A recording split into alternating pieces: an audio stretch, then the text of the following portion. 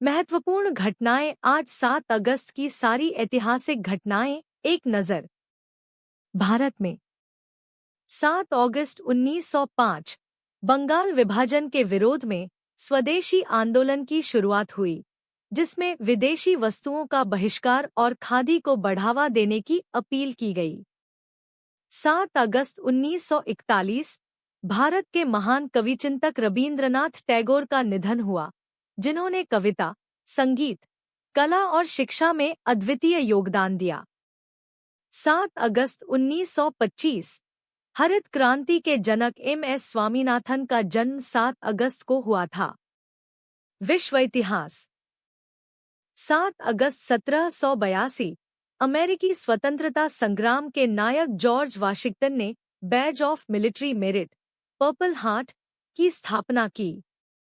7 अगस्त 1960 पश्चिम Africa का देश कोटे दइवोयर, अब आइवरी कोस्ट, स्वतंत्र हुआ। 7 अगस्त 1974 पेरिस के कलाकार फिलिप पेटिट ने वर्ल्ड ट्रेड सेंटर की 2 टावरों के बीच 1350 फुट ऊंचाई पर रस्सी पर चलकर विश्व को चौंका दिया। 7 अगस्त 1942 WWII के दौरान अमेरिकी सैनिकों ने ग्वाडलकनाल अभियान की शुरुआत की। प्रशांत में पहला बड़ा मोर्चा था। प्रेरणादायक कहानी, स्वदेशी का जज्बा और बहादुरी की डोर। 7 अगस्त 1905 के एक शाम कोलकाता के टाउन हॉल में एक सभा चल रही थी। वहां एक युवा चित्रकार अभिनव खड़े होकर विचार व्यक्त करते हैं।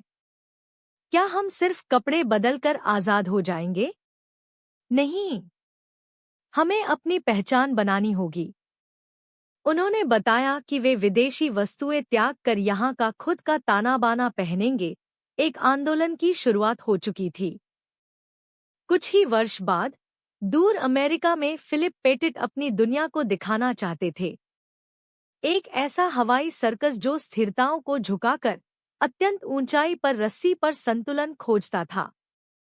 जब उन्होंने 1300 फीट ऊंचाई पर रस्सी पार की, तो लोगों ने देखा साहस की एक नई कहानी।